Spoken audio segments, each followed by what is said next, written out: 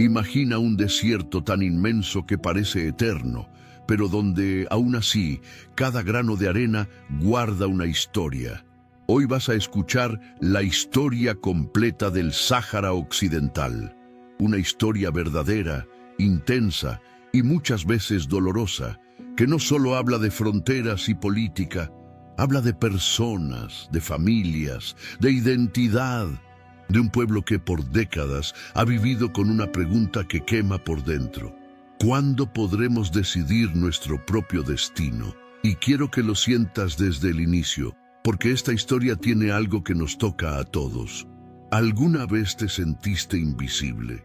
Como si tu voz no contara, como si tu futuro estuviera en manos de decisiones tomadas lejos de ti.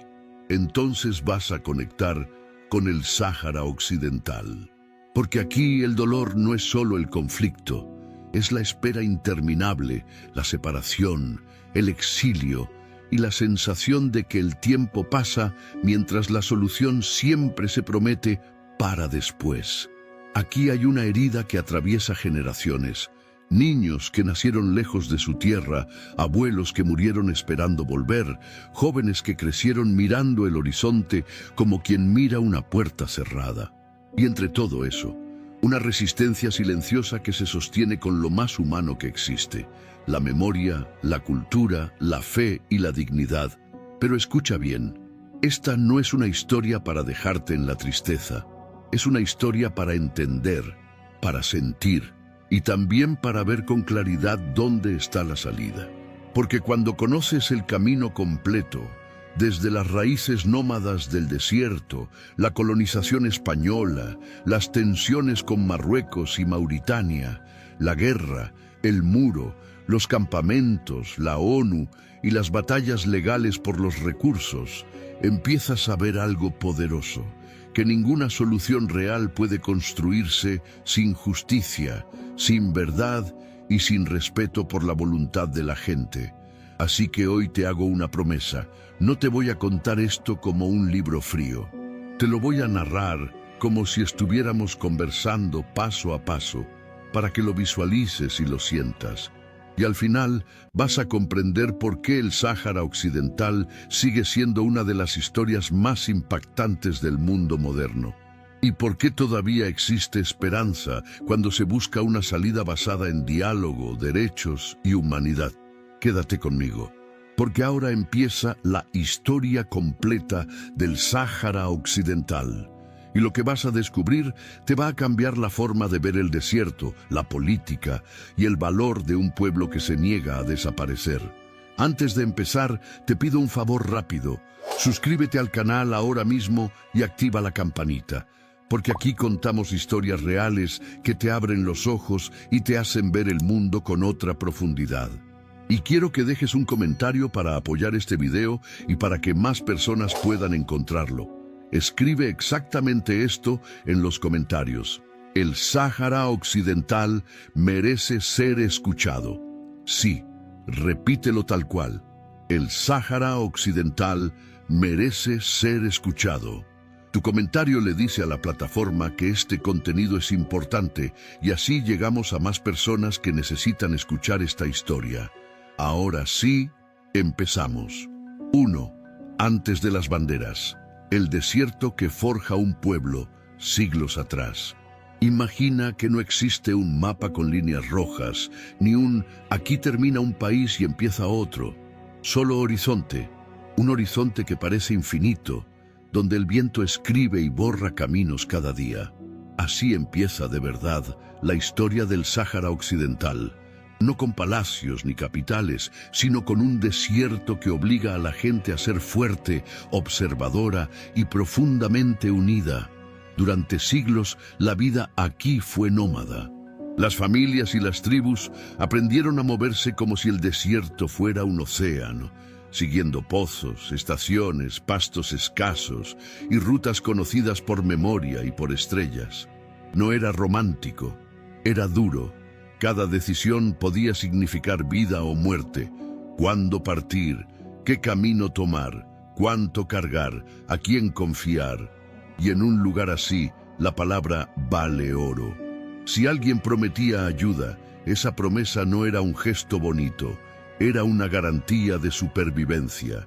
Con el tiempo, el Islam se fue extendiendo por el norte de África y el Sahara, y no llegó solo como religión, sino como una forma de organizar la vida. Normas, justicia, acuerdos, enseñanza. El Corán, los sabios, los jueces religiosos, las escuelas, se convirtieron en parte del tejido social, y junto con eso, también se fue formando una identidad cultural muy particular. Árabe hasanía en la lengua y en muchas costumbres, con raíces bereberes y africanas en la sangre y en la memoria. El resultado fue un pueblo acostumbrado a vivir entre mundos, entre el Mediterráneo y el Sahel, entre lo árabe y lo africano, entre la costa y la inmensidad interior. Y entonces aparece algo clave: las rutas caravanseras. El Sáhara no era un vacío, era un puente.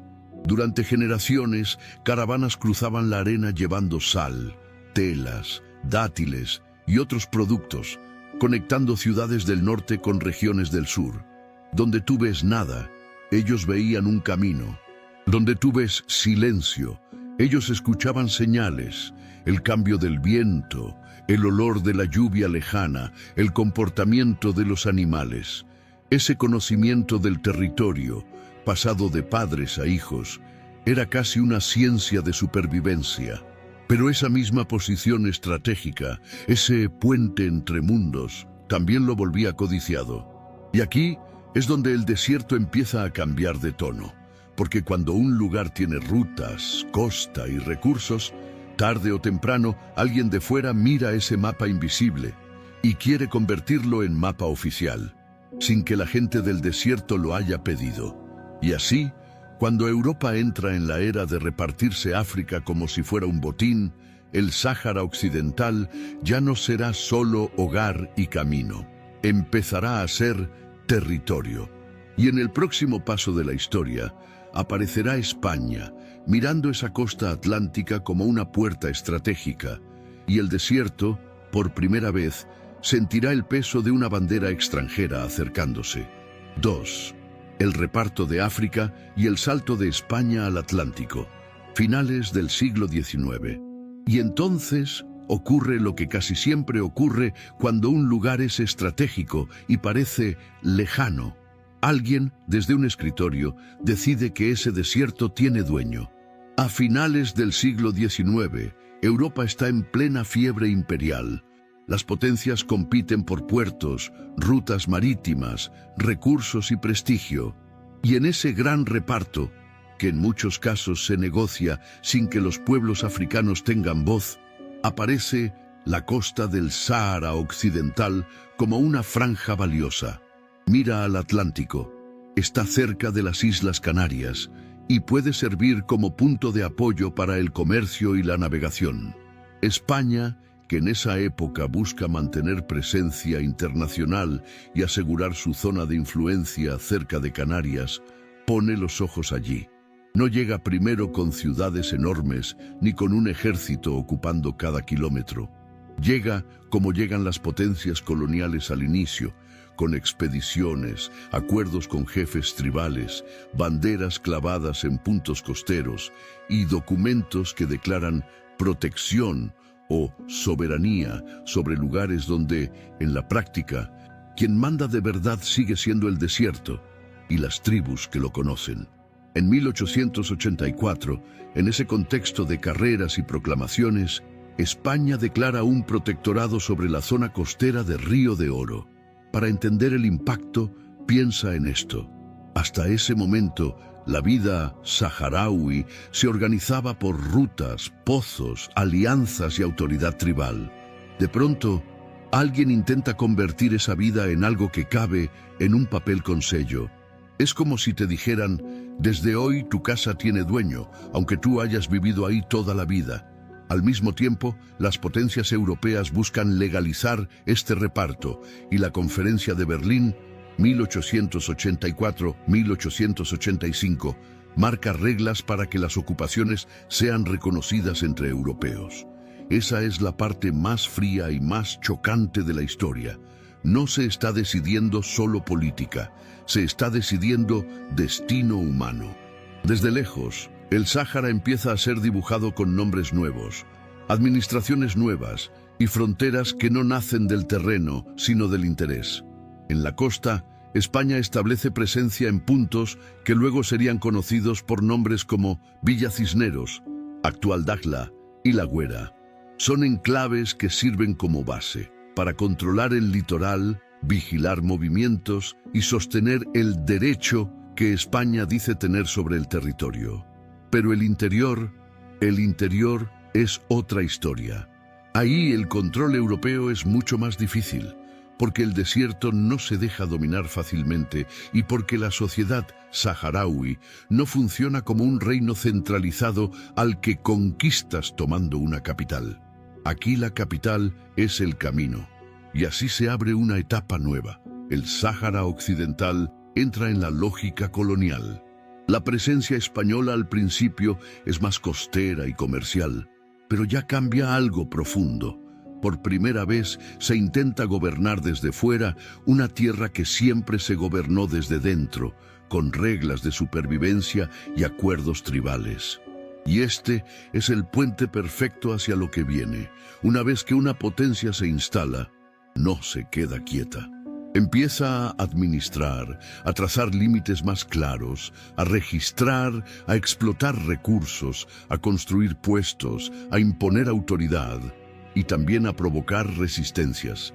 Porque cuando el mapa se vuelve oficial, la vida cotidiana deja de ser solo desierto y familia. Empieza a ser colonia, control y tensión creciente.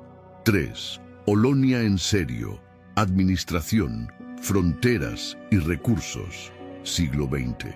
Con el paso de las décadas, la presencia española deja de ser solo una bandera en la costa. Se vuelve colonia en serio, y eso se nota en algo muy concreto.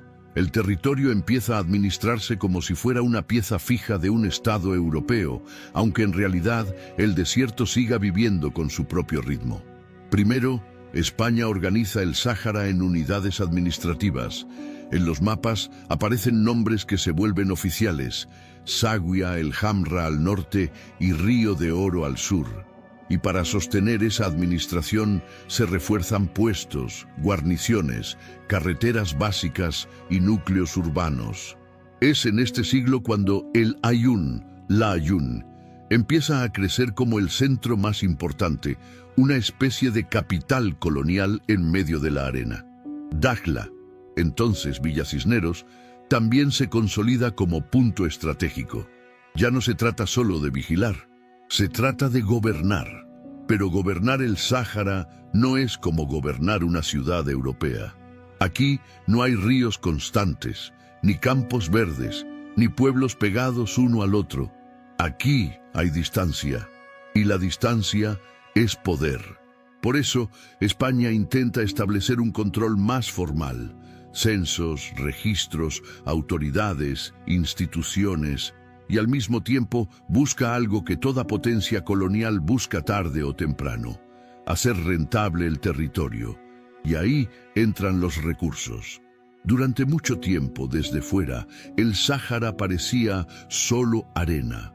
Pero el siglo XX demuestra lo contrario. La atención se concentra especialmente en los fosfatos, un mineral clave para fertilizantes y agricultura moderna. En el interior, cerca de Bucraa, se confirma un yacimiento enorme que despierta ambición y prisa. Para que te hagas una idea visual, no es un tesoro escondido en una cueva, es una riqueza enterrada bajo tierra que, si la extraes, mueve millones y atrae miradas internacionales. Entonces el territorio cambia otra vez, del desierto ancestral al desierto industrial. Se montan infraestructuras, se planifica explotación, se conectan zonas mineras con la costa. Y cuando una colonia empieza a producir riqueza, se vuelve todavía más difícil que la potencia que la controla quiera soltarla. Mientras tanto, en el mundo ocurre algo gigantesco. Después de la Segunda Guerra Mundial, comienza la gran ola de descolonización. Países en África y Asia empiezan a exigir independencia y la ONU impulsa el principio de que los pueblos bajo dominio colonial deben poder decidir su futuro. Eso golpea directamente al Sáhara Occidental. Ya no es solo un asunto entre España y el desierto, ahora es un asunto internacional. Y aquí aparece una tensión que va a explotar pronto. Por un lado, España intenta modernizar y asegurar su control, porque el territorio ya tiene valor estratégico y económico. Por otro lado, crece la conciencia de identidad entre los saharauis, que empiezan a preguntarse, si esta es nuestra tierra, ¿por qué otros deciden por nosotros? Y además, países vecinos, especialmente Marruecos y también Mauritania, miran el territorio y lo consideran parte de sus aspiraciones históricas o estratégicas. Así, el Sáhara Occidental entra en una etapa peligrosa. Ya no es solo colonia, es colonia disputada, vigilada por el mundo y codiciada por varios. Y justo en ese clima, con recursos, con presión internacional y con un pueblo que empieza a organizar su voz, nace el siguiente capítulo. El nacionalismo saharaui, que en los años 60 y 70 transformará la queja en movimiento. Si hasta aquí esta historia te está abriendo los ojos, hazme un favor rapidito. Dale like ahora mismo y suscríbete al canal para no perderte las próximas historias completas que vamos a contar. Y dime en los comentarios, ¿el Sáhara Occidental merece ser escuchado? Sí, repítelo tal cual. El Sáhara Occidental merece ser escuchado. Tu like y tu comentario hacen que este video llegue a más personas que necesitan escuchar esta historia. Ahora sí, sigamos, porque lo que viene es todavía más impactante. 4. Nace el nacionalismo saharaui. De la queja al movimiento, años 60-70. Y aquí es donde la historia deja de ser solo una colonia administrada y empieza a latir como un despertar. Porque mientras España intenta ordenar el territorio en papeles, el mundo cambia de época. Estamos en los años 60, África se está descolonizando, nuevas naciones nacen una tras otra, y en la ONU se vuelve cada vez más fuerte una idea simple pero explosiva. Los pueblos coloniales tienen derecho a decidir su destino. Y el Sáhara Occidental entra de lleno en esa conversación global cuando la ONU lo incluye en su lista de territorios no autónomos en 1963, tratándolo como un territorio pendiente de descolonización. Ahora imagina lo que eso significa para un saharaui común. Por un lado, la vida sigue siendo dura. Trabajo, familia, desierto, ciudad creciendo. Pero por otro lado empieza a circular una palabra nueva, repetida en radios, conversaciones, pasillos, reuniones discretas: autodeterminación. Suena técnica, pero en el fondo es una pregunta humana. ¿Quién decide mi futuro? Y esa pregunta, cuando se queda sin respuesta, se transforma en movimiento. A finales de los años 60 surge una organización clave, que muchos recuerdan como el primer gran intento moderno de canalizar el deseo de independencia, el movimiento de vanguardia para la liberación del Sáhara, conocido como Harakat Tahrir, ligado a la figura de Mohamed Sidi Brahim Basiri. No era un grupo nacido para hacer ruido por hacer ruido. Buscaba organizar, despertar conciencia y presionar políticamente en un momento en que el territorio ya era codiciado por su posición y por sus recursos. Y entonces llega junio de 1970 y la tensión explota en una escena que marca a fuego la memoria saharaui, la intifada de Semla en el Aaiún. Imagínalo, miles de saharauis reunidos, protestando, pidiendo cambios, queriendo ser escuchados. Pero la respuesta colonial es dura: represión, muertos, cientos de detenidos y el golpe simbólico más fuerte, la detención y desaparición de Basiri. Para mucha gente, ese momento es como un antes y un después. Si la vía pacífica es aplastada, entonces la historia se vuelve más peligrosa y más radical. Y aquí está el detalle humano que no se olvida. Después de Semla ya no es solo política, es dolor, es familias buscando a los suyos, es miedo en las calles, es el silencio que queda cuando un líder desaparece, y al mismo tiempo es la certeza de que ya nació una conciencia nacional que no se puede desdetener con golpes. Así, lo que empezó como identidad de tribus y rutas del desierto se convierte en algo más grande, un pueblo que se nombra a sí mismo y empieza a pensar en un estado, en un futuro propio, en una bandera que todavía no ondea, pero ya vive en la imaginación. Y por eso, cuando avanzan los años 70, la siguiente consecuencia es casi inevitable. Una nueva generación llega a una conclusión fría, dura, pero lógica para ellos. Si no nos dejan decidir hablando, tendremos que organizarnos de otra manera. Y ahí, justo ahí, el siguiente capítulo encaja como una pieza perfecta. En 1973 nace el Frente Polisario, ya no como un simple reclamo, sino como una organización preparada para luchar por la independencia. 5. La chispa organizada. Aparece el Frente Polisario, 1973. Y así llegamos a 1973, al momento en que esa rabia contenida, ese miedo después de Semla y esa idea cada vez más clara de tenemos que decidir nuestro destino, se convierten en una organización con nombre, estructura y propósito. En mayo de 1973 nace el Frente Popular para la Liberación de Sagia el Hamra y Río de Oro, más conocido como Frente Polisario, y entiende bien esto. No aparece como un capricho ni como una moda política. Aparece como respuesta a una realidad que para muchos saharauis ya era insoportable. Un territorio colonial sin salida clara, una población que se siente ignorada y un futuro amenazado por intereses externos. Los jóvenes que impulsan el Polisario ven algo con total claridad. El tiempo se está acabando. España está bajo presión internacional para descolonizar, sí, pero al mismo tiempo, Marruecos y Mauritania miran el territorio con ambición. Y en esa carrera por el Sáhara, el saharaui común teme quedar atrapado como espectador, como si su propia tierra fuera un premio para otros. Por eso, el Polisario nace con dos caras desde el inicio. Una cara política que habla de autodeterminación, de identidad saharaui, de un futuro propio y de la necesidad de unir a las tribus y a las familias bajo una causa común. Y una cara militar, porque muchos ya sienten que la vía pacífica fue golpeada, silenciada, y que sin presión real nadie escuchará.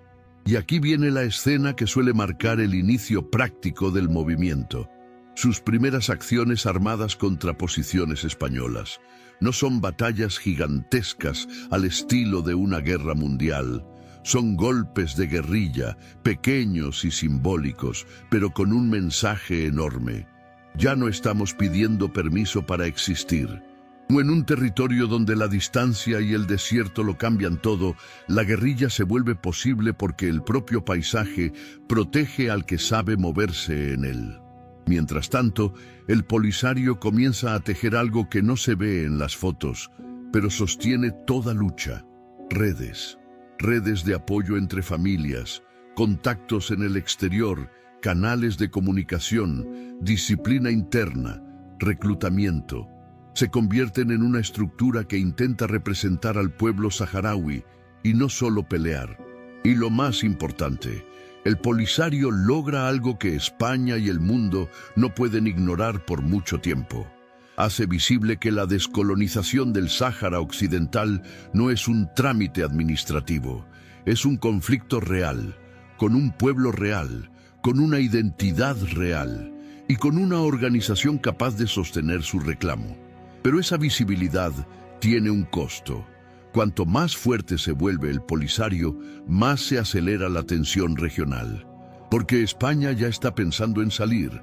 Marruecos siente que debe tomar el territorio. Mauritania también calcula su parte. Y el saharaui, en medio, siente que su tierra está siendo empujada hacia una tormenta. Y ahí, justo ahí, la historia se prepara para el próximo golpe. El conflicto deja de ser España versus Colonia y se vuelve un tablero internacional. Y para colmo, en 1975, el mundo entero mirará al Sáhara Occidental a través de una decisión clave, la Corte Internacional de Justicia, que será llamada para opinar sobre los vínculos históricos y el derecho a la autodeterminación. En el siguiente paso, esa opinión judicial abrirá la puerta a una de las escenas más decisivas de todo el siglo XX en el desierto. La tensión que desemboca en 1975, con España debilitada, Marruecos avanzando, y el pueblo saharaui sintiendo que el destino se decide demasiado rápido. 6. El mundo mira al tribunal, la opinión consultiva de la CEIJU, octubre de 1975. Y entonces en 1975, el conflicto deja de ser solo una lucha en el desierto y se convierte en un caso que el mundo entero discute en lenguaje jurídico. Porque ya no bastaba con decir, este territorio me pertenece o este pueblo quiere independencia. Había que responder una pregunta incómoda. ¿Qué dice el derecho internacional? Por eso, la cuestión llega a la Corte Internacional de Justicia, CIJ, a través de la ONU.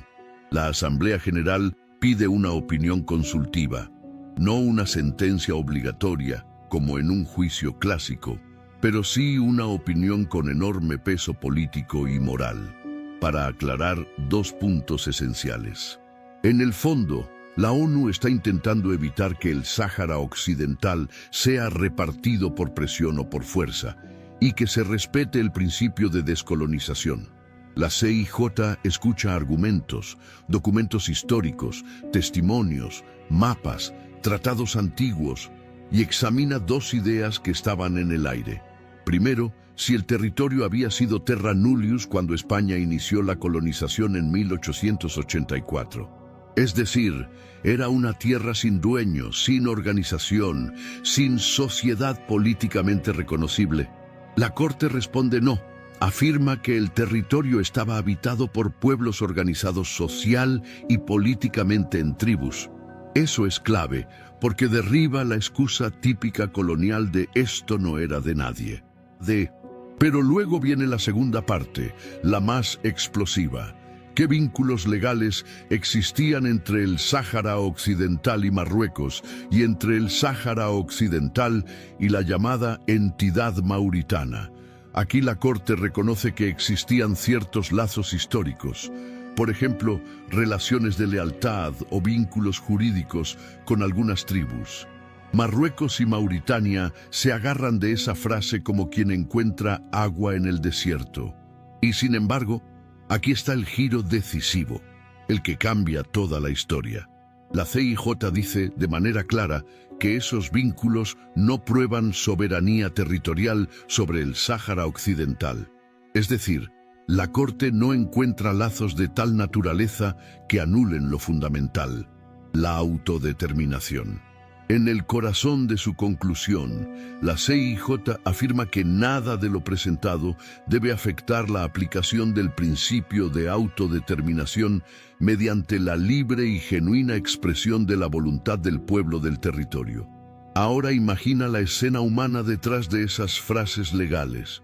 Para muchos saharauis, esa opinión suena como: el mundo reconoce que somos un pueblo y que tenemos derecho a decidir. Para Marruecos suena como: hay vínculos históricos, podemos movernos ya. Para España suena como: la salida es inevitable y el tiempo se acabó. Y ahí está la tragedia. Un mismo texto, leído con intereses distintos, se convierte en combustible, porque al día siguiente de la opinión, literalmente con el polvo aún suspendido, la tensión se dispara. La decisión de la CIJ, en vez de calmar, acelera. Abre la puerta a un movimiento político enorme y prepara el escenario para el siguiente golpe narrativo: la Marcha Verde, las negociaciones desesperadas y la retirada española. Y así, el Sáhara Occidental entra en el tramo más vertiginoso de su historia moderna, cuando, en cuestión de semanas, el desierto deja de ser un conflicto en proceso y se convierte en un punto de choque regional que marcará generaciones. 7. La calle entra al desierto. La Marcha Verde, noviembre de 1975. Y entonces, con la tinta de la corte todavía fresca en el mundo, llega un momento que parece sacado de una película, pero fue real y cambió para siempre el destino del Sáhara Occidental, la Marcha Verde. Piensa en el ambiente de 1975. España está debilitada y mirando hacia adentro, el régimen de Franco está en sus últimos días. Hay incertidumbre política y el gobierno español quiere cerrar cuanto antes el capítulo colonial. Al mismo tiempo, Marruecos siente que ha encontrado la oportunidad perfecta. Si España se va, alguien ocupará ese vacío. Y Rabat no quiere quedarse viendo desde la orilla. Así que el rey Hassan II lanza una idea tan simple como poderosa: convertir una disputa territorial en una imagen humana. No mandar tanques primero, sino multitudes, gente común, banderas, coranes, cánticos, cámaras internacionales mirando. Una presión gigantesca, no solo militar, sino psicológica y mediática. Estamos entrando y el mundo está viendo. En noviembre de 1975, Marruecos organiza y moviliza a decenas y decenas de miles de personas hacia la frontera del Sáhara Occidental. La escena es impresionante.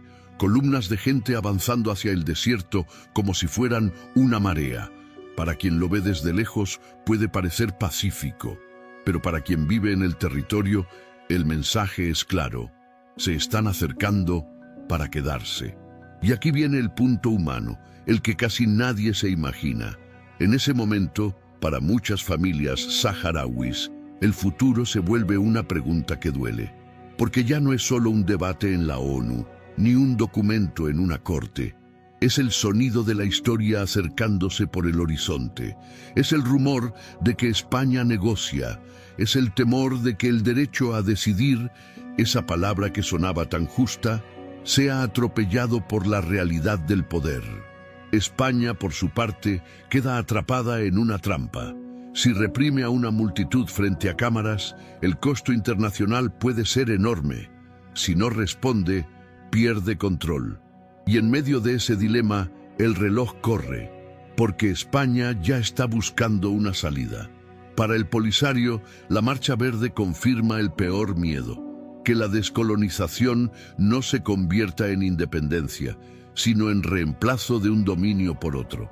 Y para Marruecos, la marcha es una jugada maestra. Pone el tema en el centro del mundo y empuja a España a negociar rápido. Y así, casi sin dejar respirar al desierto, la Marcha Verde se convierte en el empujón final que conduce al siguiente paso: las negociaciones y los acuerdos de Madrid.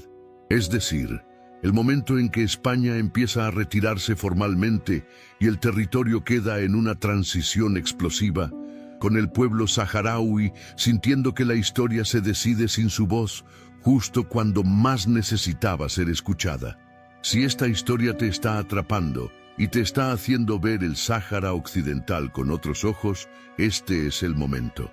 Dale like y suscríbete al canal ahora mismo, porque eso nos ayuda muchísimo a seguir trayendo historias completas, claras y profundas. Y escribe en los comentarios esta frase, tal cual: el Sáhara Occidental merece ser escuchado. Sí, repítelo: el Sáhara Occidental merece ser escuchado. Con tu like, tu suscripción y ese comentario, este video llega a más personas que necesitan escuchar esta historia. Ahora continuemos, porque lo que viene explica por qué este conflicto sigue vivo hasta hoy. 8. El cierre colonial con un acuerdo polémico. Los Acuerdos de Madrid. Noviembre de 1975, febrero de 1976.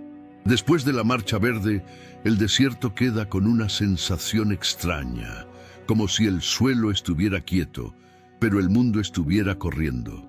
España siente la presión en el pecho. Por un lado, la ONU y el principio de autodeterminación. Por otro, Marruecos, empujando en la frontera y la crisis política interna en Madrid. Y en ese clima, llega el punto donde todo se decide entre adultos, en salas cerradas, mientras la gente común intenta adivinar qué pasará con su casa. El 14 de noviembre de 1975, España, Marruecos y Mauritania firman en Madrid la Declaración de Principios sobre el Sáhara Occidental, conocida como Acuerdos de Madrid. En el texto, España reafirma que va a descolonizar el territorio y anuncia que pondrá fin a sus responsabilidades como potencia administradora y que se establecería una administración temporal tripartita con Marruecos y Mauritania, mientras se suponía que se respetaría la opinión de la población a través de instituciones locales. Ahora imagina el impacto real. Para el saharaui de a pie, esto no se siente como un trámite, se siente como un portazo, porque el acuerdo no es un referéndum, no es una consulta popular amplia, no es la gente votando su futuro, es más bien el fin acelerado del dominio español. Pero con el territorio pasando a una administración compartida por dos vecinos que ya tenían ambiciones claras. Y aquí viene lo más importante para entender por qué este punto es tan polémico hasta hoy. Una cosa es transferir administración y otra cosa es transferir soberanía. Con el tiempo, la propia ONU, a través de análisis jurídicos citados en informes oficiales, ha dejado claro que el llamado Acuerdo de Madrid no transfirió la soberanía del territorio ni cambió su estatus internacional como territorio pendiente de descolonización. Mientras todo eso ocurre en el papel, en la vida real, el reloj avanza hacia un día clave, el 26 de febrero de 1976. Ese día, España informa al secretario general de la ONU que desde esa fecha ha terminado su presencia en el territorio y que, por tanto, se considera desligada de responsabilidades derivadas de esa presencia. Es como si España dijera, me voy, y el eco de esa frase rebotara en el desierto entero.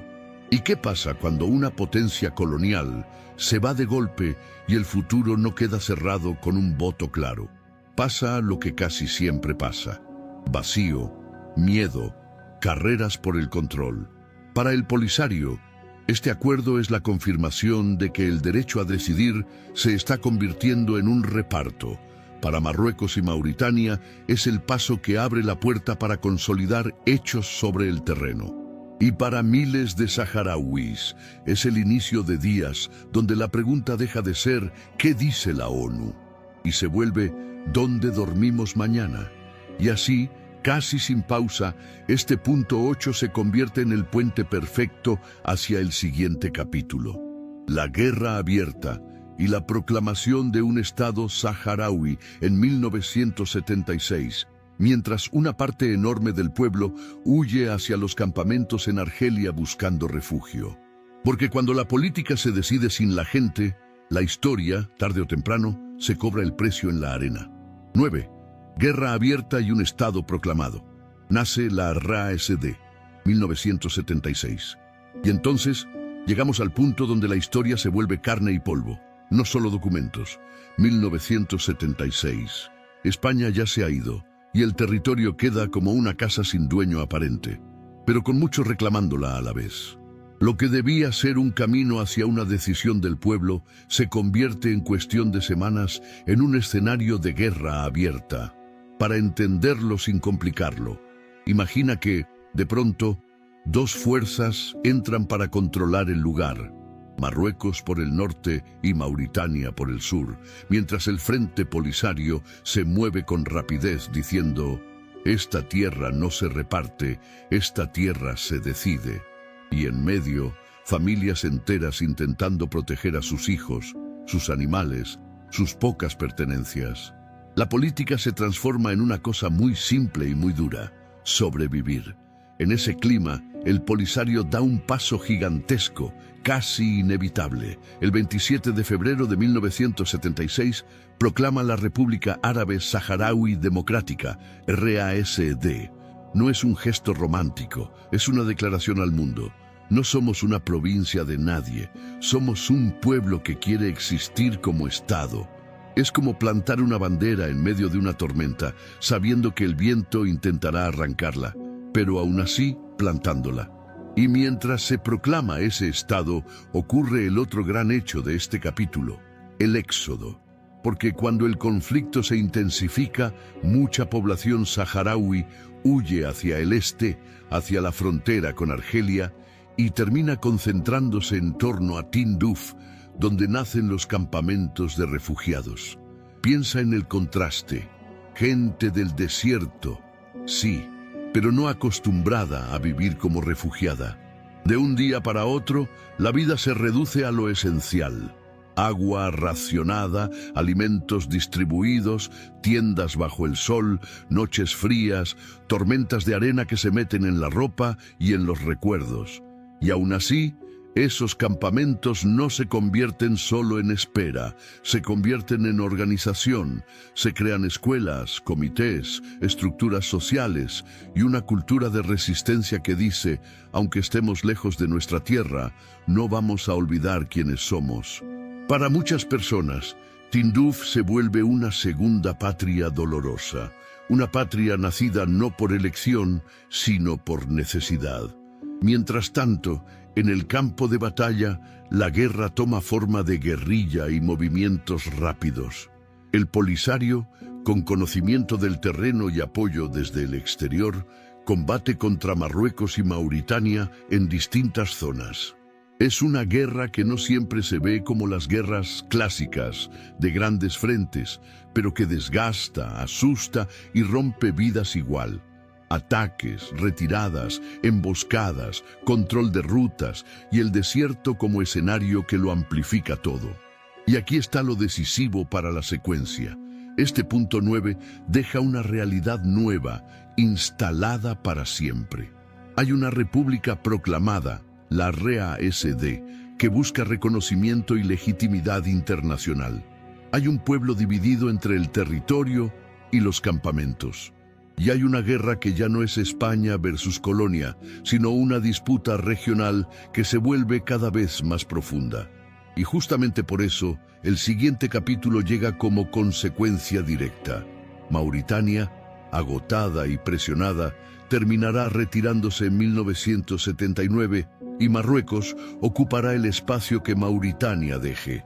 Es ahí donde el conflicto cambia de forma y se vuelve todavía más largo. 10. Mauritania se retira, 1979, y Marruecos ocupa el espacio. El conflicto cambia de forma.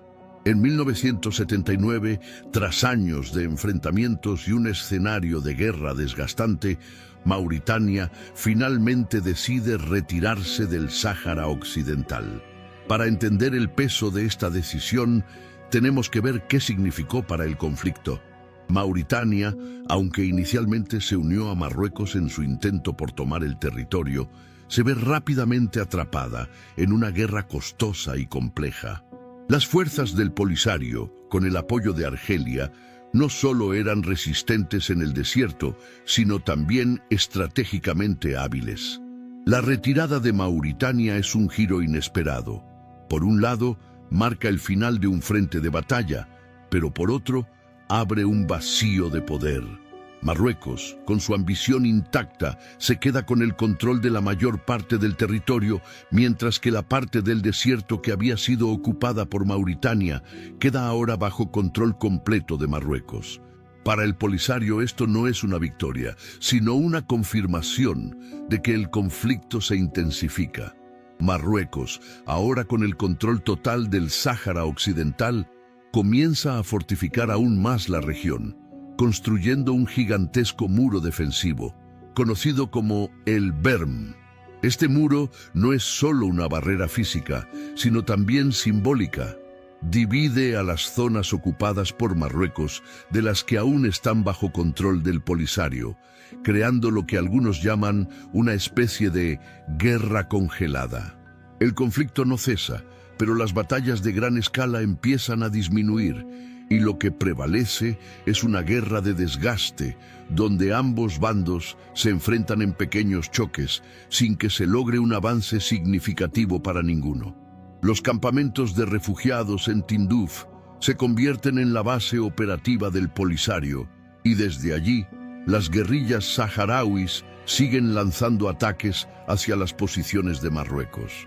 La resistencia no solo es militar, sino también política, porque el Polisario sigue presionando en la arena internacional para que se reconozca su derecho a la autodeterminación. A pesar de las presiones y las derrotas militares, el Polisario no abandona su causa. Mientras tanto, Marruecos, por su parte, comienza a consolidar su administración del territorio, estableciendo más asentamientos y promoviendo una política de colonización interna, alentando a ciudadanos marroquíes a mudarse al Sáhara Occidental, con el fin de fortalecer la ocupación y modificar la demografía de la región. En otras palabras, Marruecos quiere convertir este desierto en una parte inseparable de su nación, algo que va más allá de las fronteras visibles y toca las raíces mismas del conflicto, la identidad y la soberanía. Este capítulo no se trata solo de territorios y políticas internacionales. A nivel humano, el pueblo saharaui sigue viviendo en la espera. En los campamentos de refugiados, las generaciones crecen con una mezcla de esperanza y frustración. Los más jóvenes nacen en el exilio, pero mantienen viva la llama de la identidad saharaui. Las tradiciones se preservan, las historias del desierto siguen siendo contadas, y aunque el sufrimiento está presente, también lo está la resistencia cultural. El sentimiento de comunidad y la determinación de un pueblo por recuperar su tierra y su dignidad nunca desaparecen. Es en este escenario donde entra el siguiente giro crucial, la intervención de la comunidad internacional y la ONU, que empieza a presionar para encontrar una solución definitiva.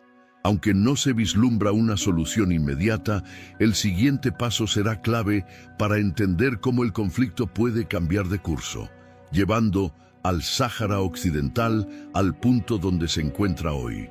Un conflicto no resuelto, pero profundamente marcado por la historia y la memoria de quienes luchan por su tierra. 11. Los años del muro y el estancamiento armado, décadas de 1980. Y así, con Mauritania fuera del tablero, el conflicto entra en una fase nueva, más fría, pero igual de dura. Porque a comienzos y mediados de los años 80, Marruecos toma una decisión que cambia para siempre la geografía del Sáhara Occidental. Levantar el muro, el berm. Imagínatelo como una cicatriz gigantesca en medio del desierto. No es un muro de piedra como los de las películas medievales. Es una línea defensiva hecha de arena compactada, zanjas alambradas, puestos militares, radares y campos minados, extendiéndose por cientos y cientos de kilómetros, atravesando el territorio como una frontera artificial.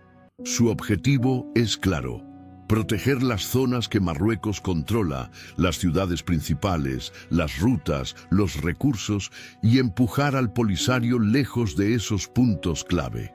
Y lo más fuerte es lo que ese berm provoca en la vida real. El desierto, que durante siglos fue camino y movimiento, se convierte en separación. Se separan familias, se separan tribus, se separan recuerdos. Se separa el territorio en dos grandes realidades: la zona bajo control marroquí, donde están los principales centros urbanos, y la zona al este y sur, más despoblada, donde el Polisario mantiene presencia y habla de territorios liberados. La guerra, entonces, cambia de forma. Ya no es solo avance y retirada, como en los primeros años. Se vuelve una guerra de desgaste. El Polisario, que conoce el terreno y se mueve con rapidez, lanza ataques y operaciones, intentando golpear posiciones y demostrar que la causa sigue viva.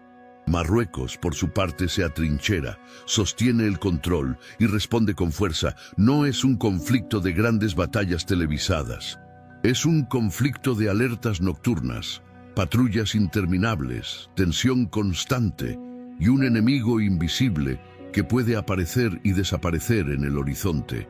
Y mientras los soldados se desgastan en el Berm, el pueblo saharaui se desgasta en otra trinchera, el tiempo. En los campamentos de refugiados cerca de Tinduf, en Argelia, la vida se convierte en una mezcla de resistencia y rutina. Nacen niños que nunca han visto el mar de su tierra.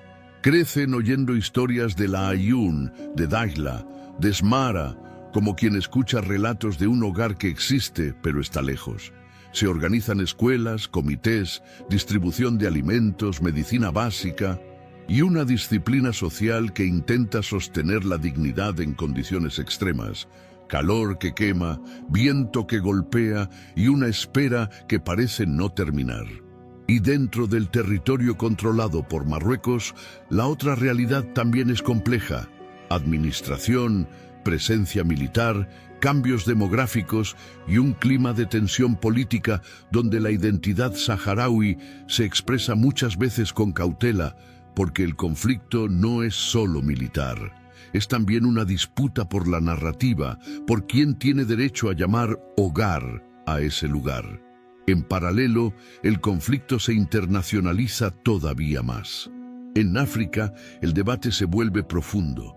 Hay países que reconocen a la RASD y apoyan la autodeterminación.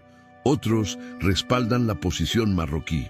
Esa división hace que el Sáhara Occidental sea también una batalla diplomática, no solo una guerra en la arena. Y el mundo empieza a mirar el conflicto con una frase que suena terrible pero real. Un conflicto congelado. Congelado no porque no duela, sino porque parece detenido en el tiempo, sin solución. Pero aquí está lo importante para la secuencia. Cuanto más se fortifica el terreno, más claro queda algo para todos. Militarmente, esto puede durar décadas. Y cuando las guerras duran décadas, aparece la presión para un plan internacional. Por eso, hacia finales de los 80, empieza a tomar fuerza una idea que suena como salvación para una región agotada. Un alto el fuego supervisado por la ONU y un referéndum de autodeterminación. En ese momento, muchos creen que por fin se abrirá la puerta hacia una decisión definitiva.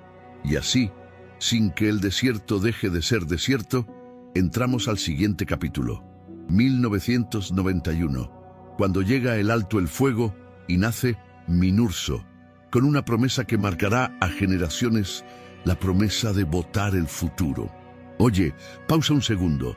Si esta historia te está ayudando a entender de verdad lo que pasó en el Sáhara Occidental, dale like ahora mismo y suscríbete al canal para que no te pierdas las próximas historias completas. Y deja este comentario, palabra por palabra. El Sáhara Occidental merece ser escuchado. Sí, repítelo igual. El Sáhara Occidental merece ser escuchado. Tu like, tu suscripción y ese comentario hacen que este video llegue a más personas que necesitan escuchar esta historia. Ahora sí, sigamos. 12. El alto el fuego y la promesa del referéndum. Llega Minurso, 1991. Y así llegamos a 1991, cuando el desierto, después de tantos años de golpes, emboscadas, muros y exilio, escucha por fin una palabra que suena a alivio. Alto el fuego. Imagínate lo que significaba eso para una familia saharaui. Para los que estaban en los campamentos de Tinduf, era la posibilidad, por primera vez en mucho tiempo, de pensar, tal vez podamos volver. Para los que vivían en las ciudades bajo control marroquí, era la esperanza de que la tensión diaria bajara. Y para los combatientes de ambos lados, era el final, al menos temporal, de vivir con el dedo pegado al gatillo.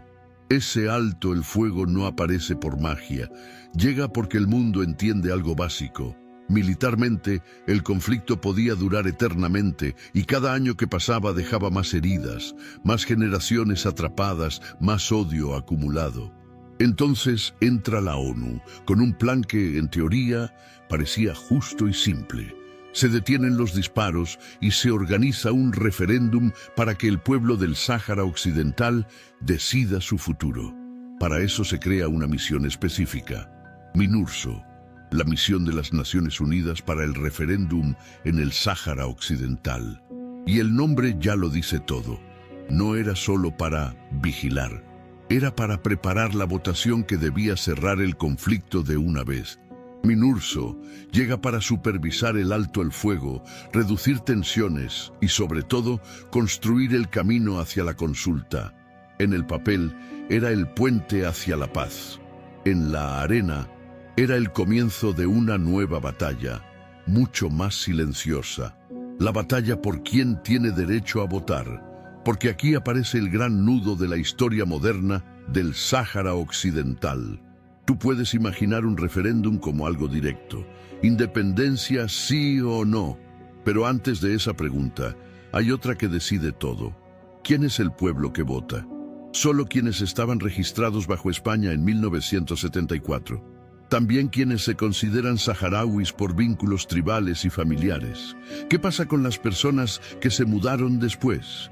¿Cómo verificas identidades en un territorio donde durante siglos la vida fue nómada y los apellidos, los clanes y los movimientos no caben fácil en un archivo?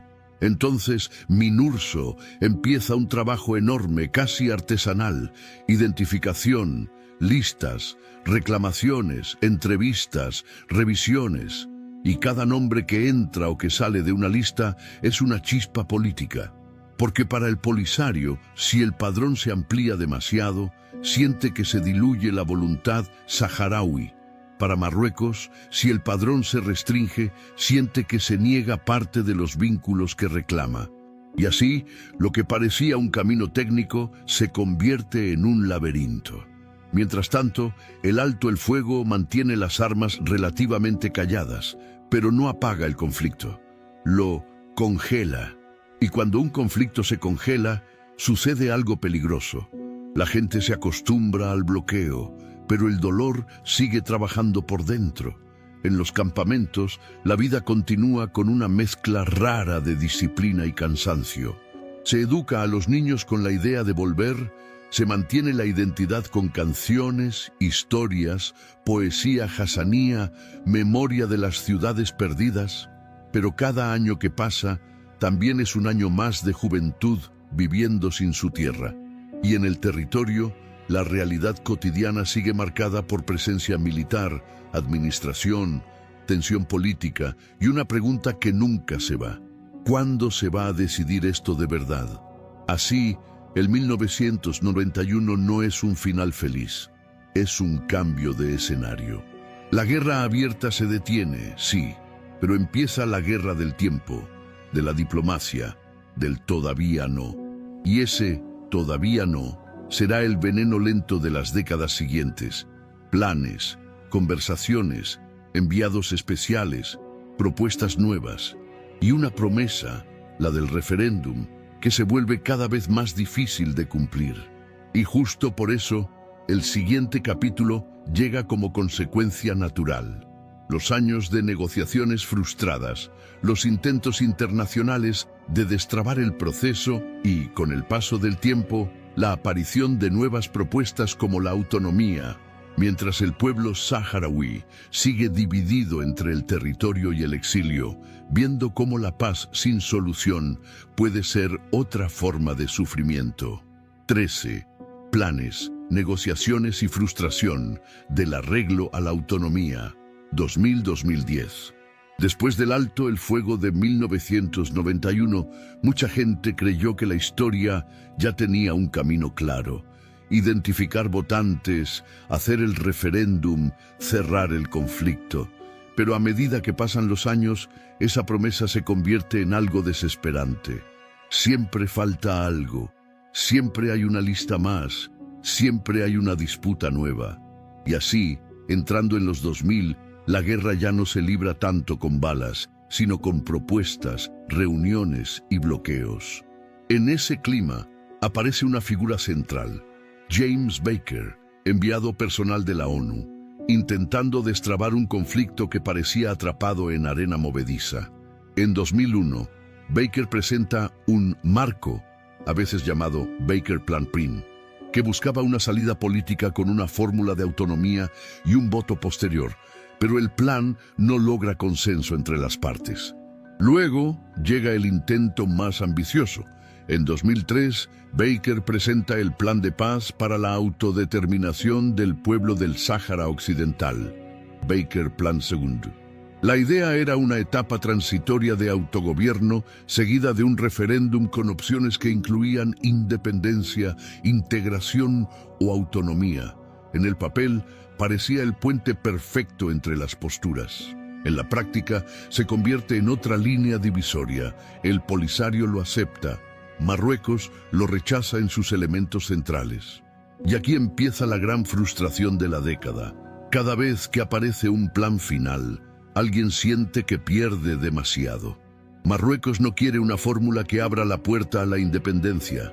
El Polisario no acepta una solución que cierre esa puerta. Resultado, el proceso se estanca y el estancamiento se convierte en rutina. Entonces el conflicto cambia de lenguaje. La palabra referéndum empieza a sonar menos y gana fuerza otra palabra, autonomía. En 2007, Marruecos presenta oficialmente ante la ONU su iniciativa de autonomía para el Sáhara Occidental, un autogobierno amplio en asuntos locales, pero bajo soberanía marroquí. Es una propuesta diseñada para decirle al mundo, no es ocupación, es solución política.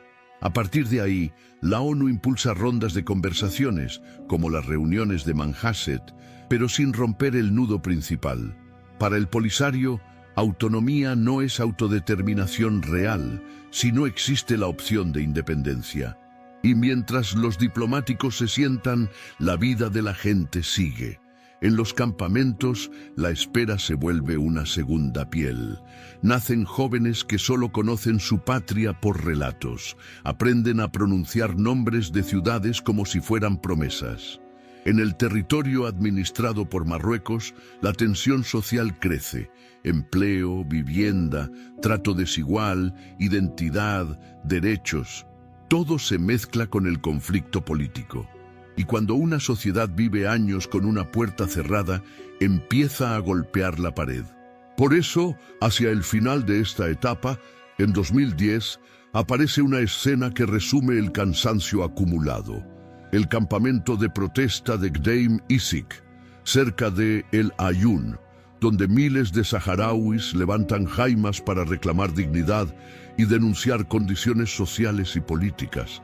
La ruptura y el desmantelamiento terminan en choques y muertes, y el mundo vuelve a mirar al Sáhara Occidental con la pregunta de siempre: ¿cómo puede haber paz si no hay solución? Y así se cierra este capítulo. La década de 2000-2010 deja al conflicto en un punto inquietante. No hay guerra total, pero tampoco hay paz verdadera. Y como la política no lo resolvió, el siguiente tramo inevitable será otro campo de batalla: los recursos, los acuerdos internacionales y los tribunales, donde el Sáhara Occidental empezará a discutirse no solo por identidad, sino también por quién tiene derecho a decidir sobre su riqueza. 14. La batalla por los recursos y los tribunales, Europa y la cuestión del consentimiento, 2010-2024. Después de los años 2000, el conflicto entra en una fase que duele de una manera distinta. Ya no se trata solo de banderas y discursos. Se trata de lo que sale de la tierra y del mar, y de quién tiene derecho a decir esto es nuestro. Porque cuando la política no resuelve, el mundo sigue comprando, vendiendo, exportando. Y el Sáhara Occidental, con su costa atlántica, su pesca, sus fosfatos y su agricultura en expansión, se convierte en un lugar donde cada caja que sale hacia un puerto europeo lleva una pregunta invisible: ¿Con qué legitimidad se está comerciando aquí? Y esta discusión no nace de la nada. Ya en 2002, un pronunciamiento jurídico en la ONU dejó un principio que se volvió clave con los años. Explotar recursos en un territorio no autónomo es problemático si se hace en contra de los intereses y deseos del pueblo de ese territorio. Esa idea queda como un faro legal que más adelante será usado una y otra vez. Ahora volvamos al tramo 2010-2024. Mientras el proceso político está bloqueado, el comercio sigue y ahí entra Europa. La Unión Europea tiene acuerdos comerciales y pesqueros con Marruecos. El problema aparece cuando esos acuerdos, en la práctica, terminan aplicándose también al Sáhara Occidental o a sus aguas adyacentes. Y entonces, el conflicto se muda a otro campo de batalla, los tribunales europeos. En 2016, el Tribunal de Justicia de la UE marca una línea histórica. Dice, en esencia, que el Sáhara Occidental debe considerarse separado y distinto de Marruecos para el alcance territorial de esos acuerdos. No es una frase cualquiera, es una forma jurídica de decir no puedes tratar al Sáhara como si fuera Marruecos. En 2018, el tribunal vuelve a golpear en el mismo punto, pero ahora con la pesca. Concluye que, como el Sáhara Occidental no forma parte del territorio de Marruecos, las aguas adyacentes al Sáhara no están dentro de la zona de pesca marroquí, definida por el acuerdo UE-Marruecos. Otra vez, separado y distinto, llevado al mar. ¿Y qué hace la política cuando el derecho aprieta? Intenta adaptarse. En 2018, por ejemplo, la propia Comisión Europea produce documentos evaluando impactos y justificando la extensión de preferencias comerciales, hablando de beneficios económicos y empleo vinculados a exportaciones desde el territorio. Pero el debate real no era solo si hay beneficios, sino quién autoriza y quién consiente. Y aquí llega el nudo central, el consentimiento. El Frente Polisario, que la ONU trata como representante del pueblo saharaui en el proceso político, impulsa acciones legales diciendo: no basta con consultar a actores locales o con decir esto beneficia a la población.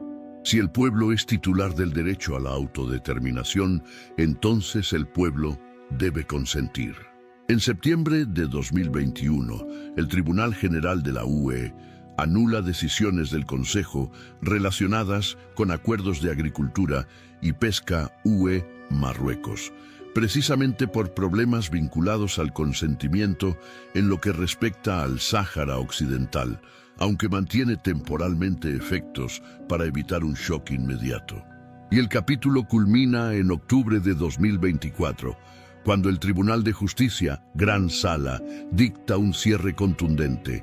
Confirma que para aplicar un acuerdo internacional en el Sáhara Occidental se requiere el consentimiento del pueblo del Sáhara Occidental y concluye que ese consentimiento no fue obtenido en los acuerdos examinados. Por eso, los acuerdos quedan invalidados en lo relativo a su aplicación allí, con mantenimiento temporal de efectos por seguridad jurídica. Ese mismo día, además, el tribunal aborda un detalle que parece pequeño, pero que en realidad es enorme para el consumidor común: el etiquetado. Determina que productos, como melones y tomates, provenientes del Sáhara Occidental, deben indicar Sáhara Occidental como origen sin presentarlos como Marruecos, para no engañar sobre el verdadero origen. Y fíjate lo que significa esto en la vida real. El conflicto, que parecía congelado en el desierto, de pronto aparece en un supermercado, en una caja de exportación, en un contrato de pesca, en una etiqueta. La arena llega al código de barras, pero esta victoria jurídica no cierra la historia. Al contrario, deja al mundo ante una pregunta nueva y peligrosa. Si el comercio y los recursos ahora exigen consentimiento real, ¿qué pasa cuando la política sigue sin resolver el estatus del territorio?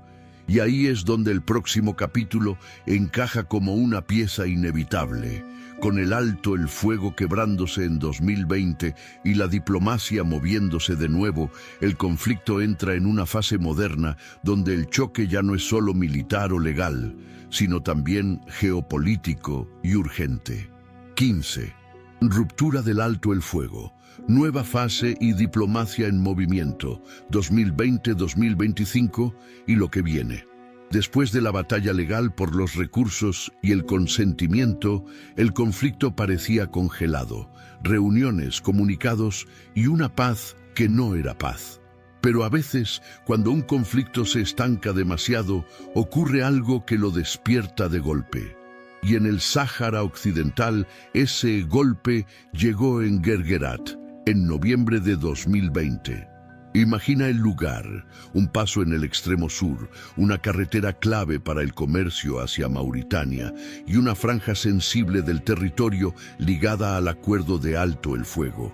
En octubre y noviembre de 2020, manifestantes saharauis bloquearon el paso. Marruecos intervino para despejar la ruta y el Polisario lo interpretó como una violación del alto el fuego. El 13 de noviembre de 2020 marca el punto de quiebre. Desde entonces, el Polisario declara que el alto el fuego de 1991 se terminó y el conflicto entra en una fase de hostilidades intermitentes. No una guerra total como en los 70 u 80, pero sí un regreso del ruido, con reportes de incidentes y una tensión que vuelve a subir. Y mientras eso sucede en la arena, la diplomacia también cambia de ritmo. En marzo de 2022, España, la antigua potencia colonial, da un giro que cae como piedra en un agua ya agitada. El presidente Pedro Sánchez envía una carta al rey Mohamed VI en la que califica la iniciativa marroquí de autonomía como la base más seria, realista y creíble para resolver la disputa. Ese gesto no resuelve el conflicto, pero mueve el tablero. Para Marruecos es apoyo político clave. Para el Polisario y Argelia es una señal dolorosa de alineamiento. Y entonces llegamos a 2025, cuando la ONU vuelve a intentar empujar a las partes hacia una salida, pero con un tono distinto. El 31 de octubre de 2025, el Consejo de Seguridad adopta la resolución SRS 2797-2025, que renueva el mandato de MINURSO hasta el 31 de octubre de 2026. En esa votación, según reportes, la resolución, impulsada por EEUU, pone un énfasis fuerte en el Plan de Autonomía de 2007 como vía, lo que provoca abstenciones, por ejemplo Rusia y China, y rechazo del Polisario, mientras Marruecos lo celebra como un paso a su favor. ¿Y qué significa esto, en palabras sencillas, para alguien que solo quiere entender qué está pasando?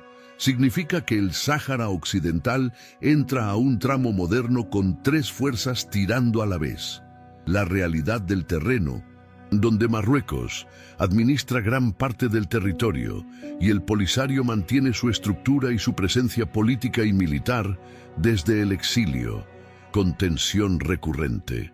La realidad diplomática, donde cada vez más países influyentes tratan la autonomía como la opción viable, mientras el Polisario insiste en la autodeterminación con opción de independencia. La realidad humana, donde el tiempo sigue siendo el enemigo, generaciones en campamentos de refugiados, familias separadas por el Berm y jóvenes que crecen con una pregunta clavada: ¿cuándo termina esto de verdad? Y aquí viene lo que viene deja en el aire. Si la comunidad internacional empuja con más fuerza hacia la autonomía y el Polisario no la acepta, el conflicto puede quedarse en una tensión larga, con picos de crisis y con un riesgo constante de que un episodio en la frontera o en el Berm vuelva a encender el fuego. No es un final cerrado, es un final abierto, como el horizonte del desierto. Y precisamente por eso, la historia del Sáhara Occidental sigue escribiéndose no solo en resoluciones, sino en la vida diaria de un pueblo que aún espera que su voz sea algo más que una nota al pie. Y así llegamos al final de la historia completa del Sáhara Occidental, pero no al final del Sáhara Occidental. Porque cuando apagas la cámara, el desierto sigue ahí, el Berm sigue ahí, los campamentos siguen ahí, y sobre todo, la espera sigue ahí, como un reloj que no avanza, como una puerta que nunca termina de abrirse. Si esta historia te apretó el pecho en algún momento, es normal. A mí también me golpea por dentro cada vez que pienso en una vida vivida en pausa. Familias separadas, generaciones nacidas lejos de su tierra, jóvenes que heredaron un conflicto que no empezaron y abuelos que se fueron sin ver el día del regreso. Y tal vez por eso conecta tanto, porque en algún punto todos sabemos lo que es cargar una herida que parece eterna y seguir caminando. Pero aquí está la verdad más importante. El Sáhara Occidental no es solo un conflicto, es un espejo. Un espejo de lo que pasa cuando la historia se decide sin escuchar a la gente. Un espejo de lo que ocurre cuando la política promete, pero el tiempo se lleva la vida de quienes esperan. Y un espejo también de algo poderoso, la dignidad humana, esa que no se compra, no se negocia y no se borra con arena. Y entonces, ¿dónde está la solución? La solución real no nace de la fuerza, ni del silencio, ni de dejar que el tiempo arregle lo que el tiempo en realidad empeora. La solución empieza cuando el mundo deja de hablar sobre el pueblo saharaui y empieza a hablar con el pueblo saharaui, cuando la diplomacia se vuelve honesta, cuando el derecho se respeta, cuando hay garantías reales de paz y cuando la voluntad de la gente, sin miedo, sin manipulación, sin atajos, se vuelve el centro de todo. Porque al final, la paz no es solo que no haya disparos. La paz es poder vivir sin exilio, sin separación, sin incertidumbre, con un futuro que no dependa de una promesa que se repite cada década. Y si algo quiero que te lleves hoy, es esto: detrás de los titulares, detrás de los mapas, detrás de las discusiones internacionales, hay personas como tú y como yo, que solo quieren lo básico: hogar, dignidad, seguridad y voz. Gracias por acompañarme hasta aquí. Si esta historia te tocó, no la sueltes. Porque mientras la historia del Sáhara Occidental siga viva, también sigue viva la responsabilidad de recordarla y de no acostumbrarnos al dolor de un pueblo que aún espera justicia. Este fue el viaje por la historia completa del Sáhara Occidental. Y aunque el final todavía no está escrito, una cosa es segura: ningún desierto es más grande que la esperanza de un pueblo que se niega a desaparecer. Y antes de irte, hazme un último favor: verifica ahora mismo si estás suscrito al canal. A veces YouTube desactiva la suscripción sin que uno se dé cuenta. Así que mira si aparece suscrito. Y si no, suscríbete ya y activa la campanita. Y si esta historia te impactó, comparte este video con alguien, con un amigo, un familiar o en tus redes. De verdad, un solo clic puede hacer que esta historia llegue a más personas que necesitan escucharla. Y si quieres apoyar todavía más, deja este comentario final: el Sáhara Occidental merece ser escuchado. Gracias por quedarte hasta el final. Nos vemos en el próximo video.